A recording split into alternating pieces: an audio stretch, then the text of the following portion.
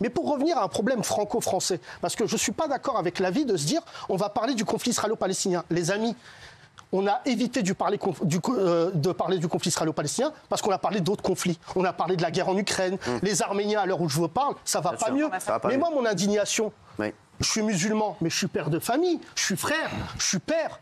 Quand je vois les images de samedi, mon indignation, c'est celle d'un gamin qui a grandi en banlieue parisienne, dans la même école que vous. Vous croyez que moi, je suis allé dans une autre école où on m'a dit qu'il fallait détester les juifs ou les blancs? Non, j'ai la même émotion que vous au même moment. Et c'est valable. Et pardon, et je le dis, je ne supporte plus les injonctions faites aux musulmans sur les plateaux télé où à chaque fois qu'il y a un événement qui inclut un pseudo-musulman, qu'on soit là en train de dire mais c'est pas la même chose que nous. Ouais. Je suis venu vous le dire pour le Bataclan, je suis venu vous le dire pour Mohamed Merah. Maintenant, je vous le dis sur le Proche-Orient. Est-ce que vous pensez vraiment que dans un pays qui a été plus touché que les autres, je rappelle que l'école qu'a attaqué Mohamed Merah, vous n'avez pas besoin de me dire que c'est une école juive. Ça m'a touché. Et qu'est-ce qu'il fait Mohamed Merah derrière pour jeter l'opprobre sur les Palestiniens? Il dit je fais ça pour la cause palestinienne. Qu'est-ce qu'ils disent les Palestiniens? Ça va aller, on n'a pas besoin de toi. Donc c'est pour ça que je vous dis aujourd'hui, à moins que mon cher Cyril ait été transféré à Arte et que c'est le dessous des cartes, nous n'avons pas les éléments ici pour parler de manière sereine d'un conflit qui est aujourd'hui malheureux, qui a grandi avec nous. Et pardon, mais personne autour de cette table, pas plus. Mais les amis, ça, la diplomatie... Vous ne pouvez pas à la fois dans le même discours dire on ne parle pas assez du conflit israélo-palestinien et en même temps dire ici on n'a pas à le faire parce qu'on n'a pas les clés, parce que pas Arte, etc. Il y a des peuples qui sont autorisés à ce qu'on leur parle et d'autres à ce qu'on ne leur parle pas. C'est ce que j'ai dit. En résumé, oui. En résumé, oui. Vous dites en fait ici on ne devrait pas... Depuis un mois, il y a des vrais problèmes d'ORL. Est-ce que j'ai dit ça? Oui, si. Non, mais est-ce que j'ai dit ça? Non, c'est ce que vous dites. Mais si, c'est ce que vous dites. Mais non, mais si, vous avez dit ici. Alors, on n'est pas sur Arte. C'est quand même fou la condescendance de vouloir me faire dire ce que j'ai pas dit. Vous n'avez pas dit on n'est pas sur Arte, on n'a pas les clés. Je le répète, je te le dis à toi. Ça fait un mois que je te regarde, t'as pas les clés, mon ami. Ouais, peut-être. Eh ben moi, je serais ravi d'avoir un débat avec toi parce que là, par exemple, t'as dit plein de conneries. Plein de conneries. Mais qui es-tu pour juger de dire c'est des conneries ou pas? Il y a des choses avec lesquelles je suis d'accord. La posture qui est la tienne, comme beaucoup de gens dans les médias français, de faire non pas venir un musulman, mais de faire venir votre musulman, de faire venir des chalgoumis, de faire venir des gens que vous daignez dire oui, mais ça c'est la parole musulmane. Chalgoumi ne représente que lui. Alors je viens d'apprendre avec beaucoup d'émotion que Gilles Verdez a rejoint le FC musulman. Et ben Gilles ne représente que sa parole, comme moi, je représente que la mienne. Le contraire. Hein. Mais bienvenue, mon cher Gilles. Mais l'idée de dire, et je le dis parce que... Moi, je trouve que vous avez un discours très dur, en fait. Mais j'ai un discours très dur parce que vous avez un discours très violent. Je ne comprends pas ce discours de violence. Vous commencez par dire, en fait, il faudrait qu'on soit tous unis, ce que je trouve formidable. Et après, vous nous expliquez qu'en fait, votre place, elle n'était pas à cette manifestation, à ce rassemblement. Ben si, oui, vous avez dit. Mais les amis, je vous ai dit, aujourd'hui, de manière risquée, si je me rends à une manif comme celle-ci, où je pense que l'entièreté des gens qui étaient au Trocadéro sont venus dans un esprit de paix, d'échange et de fraternité. Les amis, aujourd'hui, c'est la guerre des images. Attends Valérie, je vais juste au bout. C'est juste un moment, la guerre des images. J'y vais, avec une bonne intention. On m'insulte, on me fait quelque chose. La guerre des images est celle de regarder. Non. Regardez ce qui s'est passé. T'aurais été applaudi, Yassine. Non, mais attendez, non, mais juste, je ne lis pas dans les marques de café. Mais juste pour aller plus loin que ça. Quand Madame Halimi est décédée, il y a eu un rassemblement. Oui. Et ça m'a affecté. J'ai vu son fils passer à la télé, mais parce que je suis devant la télé, j'ai une émotion et je me dis, j'aimerais bien y aller. C'est-à-dire, je ne lis même pas à la question du conflit israélo-palestinien. Ça m'affecte de me dire, il n'y a pas de musulmans. Et ils vont encore dire, ouais, ils ne sont pas là. Mais ça traîne depuis quand? Depuis Charlie Hebdo. Quand il y a eu la manif Je suis Charlie, au lieu de se dire c'est une belle manif, on était en train de se dire qui est là, qui n'est pas là. Les amis, une manif, on n'y va pas pour voir qui est, qui n'y est pas. On voit comment aujourd'hui, nous Français, puisque nous avons la plus grande communauté musulmane et la plus grande communauté juive d'Europe, comment ce pays où nous étions mélangés sur les photos de classe, où on était fiers d'avoir un copain qui s'appelle David, Mohamed, Stéphane, où on s'envoie, mais moi je déteste dire ça, mais on s'envoie des messages pour les fêtes. Je ne vais pas outer les messages que j'envoie avec Cyril, c'est mieux pour l'humanité, mais il m'envoie des fêtes quand c'est des messages pour ma fête et je lui envoie. Moi, vous croyez que ça me fait plaisir quand je reçois le message d'un ami juif qui me dit « Yassine, j'ai mis ma mezouza chez moi ». Pas dehors. Ça m'affecte parce que je n'aime pas que quelqu'un qui est proche de moi soit affecté. Mais ça m'affecte. Mais là où je ne comprends pas, et vraiment je vous le dis, c'est que là, depuis samedi, je pense que tout le monde a fausse route. Et vous n'êtes pas les premiers.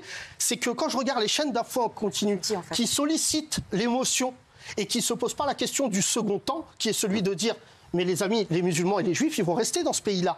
Et moi, la solution que je propose, c'est que vraiment on soit aussi autour de la table pour dire, venez, on envoie un message clair au Proche-Orient qui est celui de dire, nous en France, on le vit bien. Ça n'enlève pas les actes antisémites et ça n'enlève pas les actes islamophobes. Mais Valérie... Mais ce que tu dis, je ne comprends pas où tu veux en venir, parce que ce que tu dis, on le dit.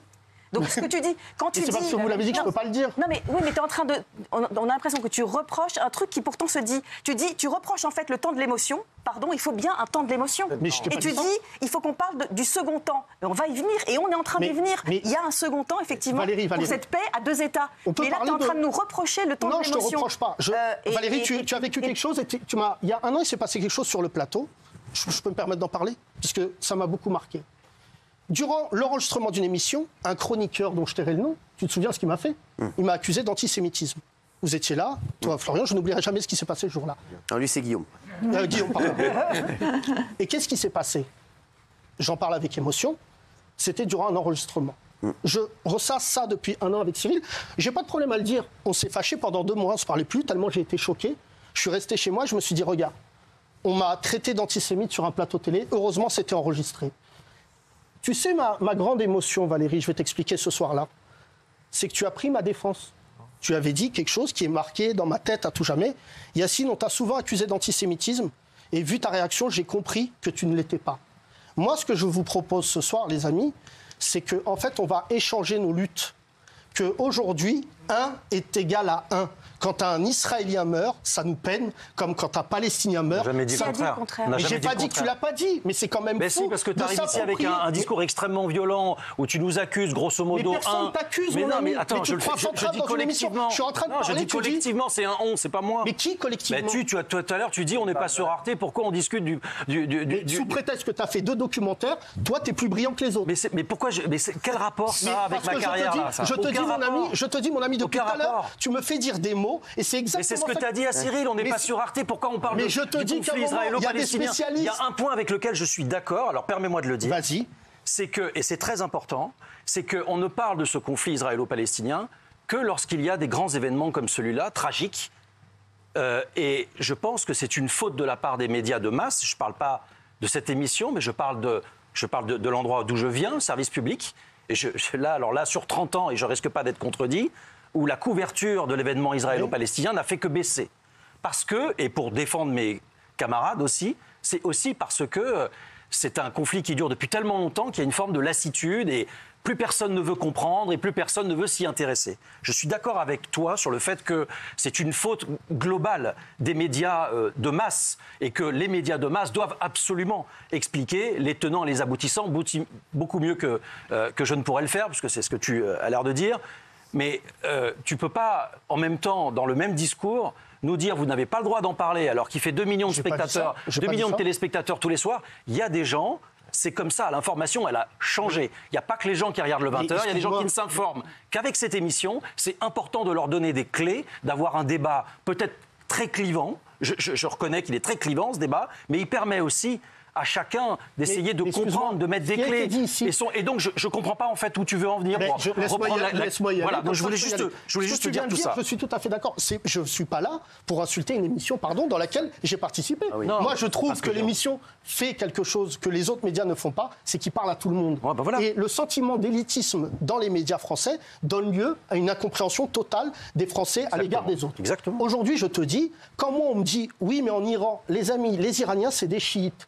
Moi, je suis marocain d'origine, et donc je suis franco-marocain même, j'ai ma nationalité, et je suis sunnite. Quand je te dis, par exemple, que je vais au Maroc depuis quelque temps, et que je vois des quarts d'Israéliens, puisqu'ils ont normalisé leurs relations, je ne vais pas te dire, moi, 6 mois après, oui, mais, tu sais, je suis assez d'accord avec un ami qui me disait quelque chose, Yacine, depuis samedi, les gens qui disent oui, mais, c'est compliqué d'amorcer la suite de la conversation. Ouais, il faut...